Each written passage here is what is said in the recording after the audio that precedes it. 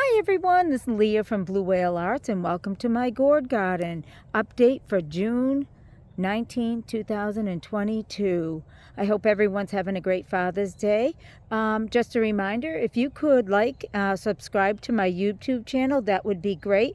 We're getting to almost 1,000. I'm like 200 people shy before I could start doing any lives on YouTube. So greatly appreciated if you haven't subscribed already. If you could subscribe to the Blue Whale Arts YouTube channel, and you will get the updates on the gourd garden and other things as we create them. Alrighty, let's get to it.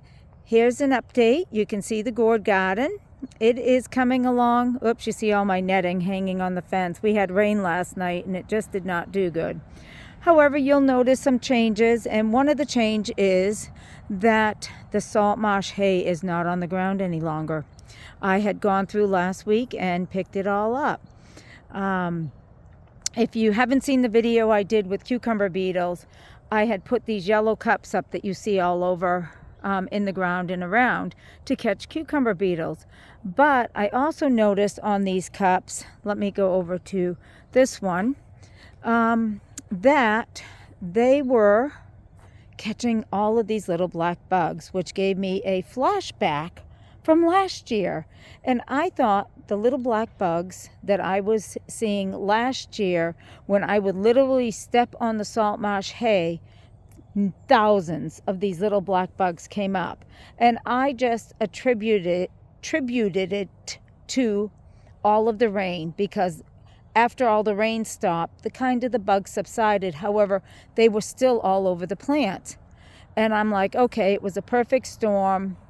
You know, got these little bugs dealing with it.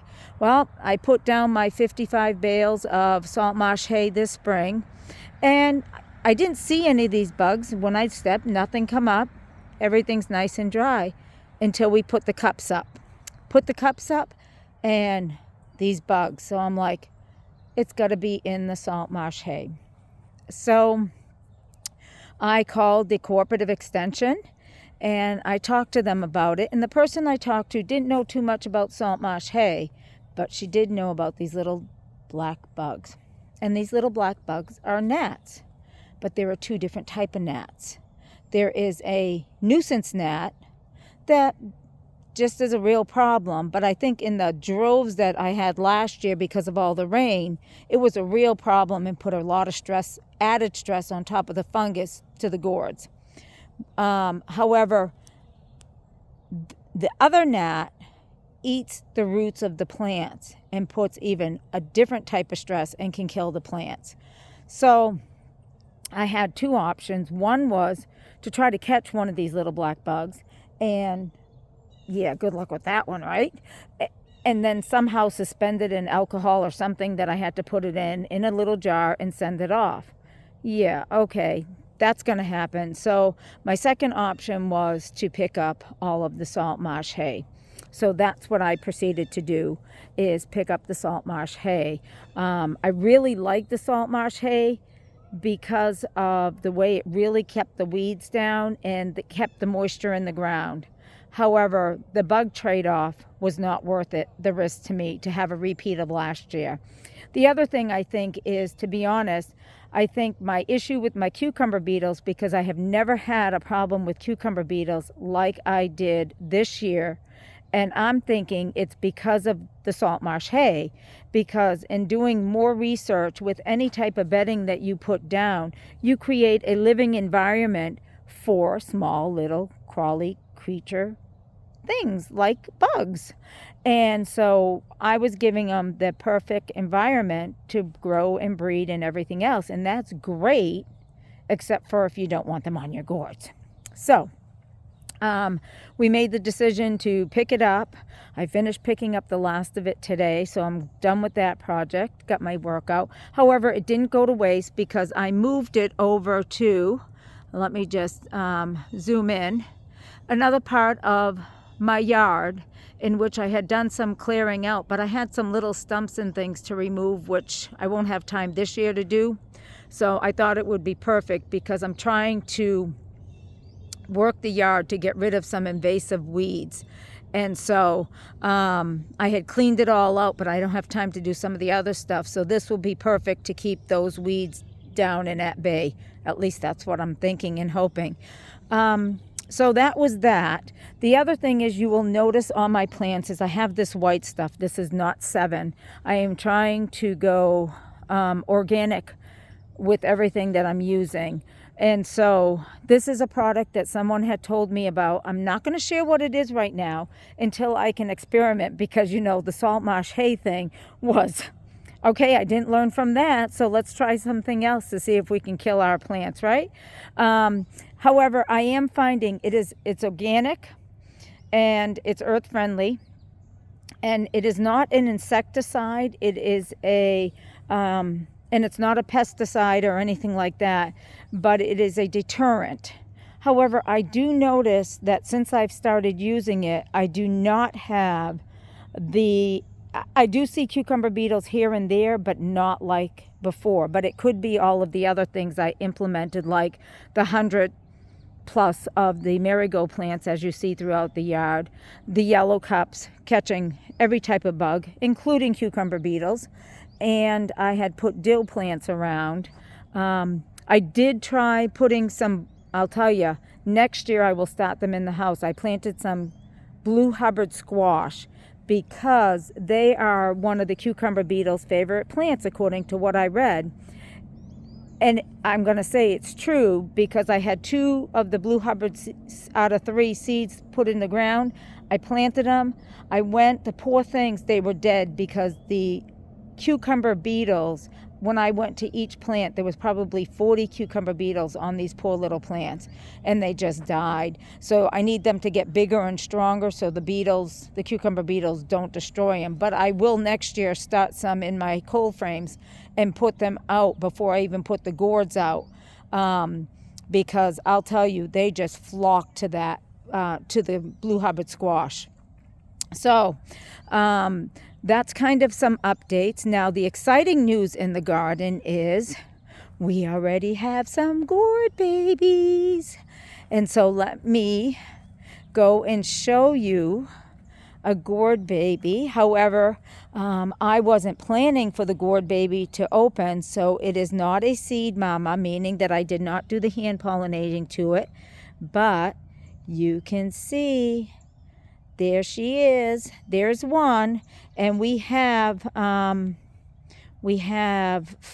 3 right now that I have done. There's one over here, and this one was just, you can still see the flower. It's still there. It's right in there. That's a little one. And there was another one right over here. So this is so exciting.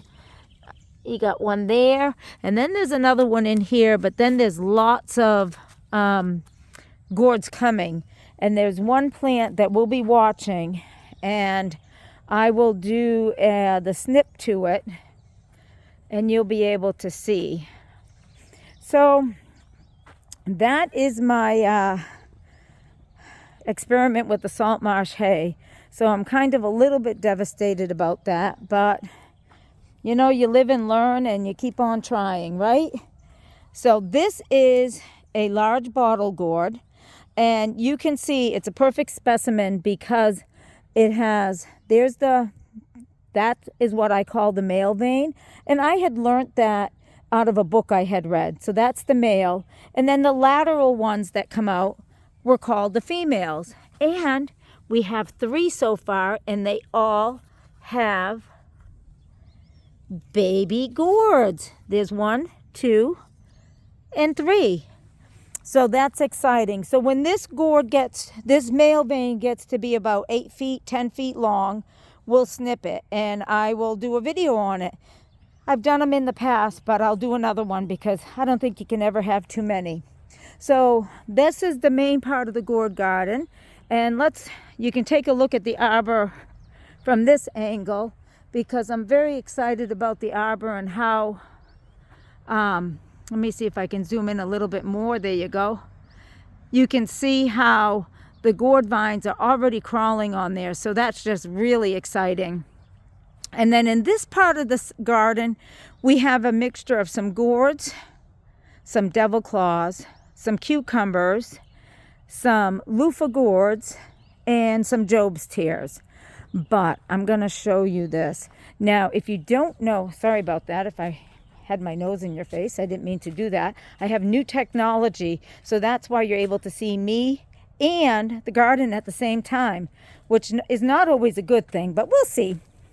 But anyways, I'm going to show you this. This is a devil claw flower. And if you go to our website, we sell what's called a devil claw under the embellishments. And you can see that they have the most beautiful flower ever. And it's amazing when you see what a devil claw looks like. So I love to grow these. I haven't grown them in quite a few years. And so this year I decided to grow some devil claws. And let me see. We had a couple of volunteers came up on their own. And there's this one here. We just transplanted it. It was over in the section over there, and I didn't want it over there because it would mess up the numbers and all that good stuff and how we have it spaced out. So I moved it because the gourd that was in this hole died. And then we had another volunteer over here that came up within the in the area where these long gourds are, because these are long gourds here and the extra long handle dippers down there. But that's that one. So we have no idea what they are.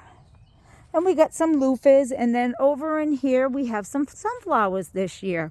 So that is the Gourd Garden tour for today. And we will keep you posted on how everything is growing. And hopefully, I'll tell you, for June 19th, we are right now, knock on wood, things stay the way they are. But it is cool today, so I hope they don't go into stunt mode because it is really cold here today. But anyways, I hope everyone has a great day, and we will keep you updated. Thanks for watching. Bye.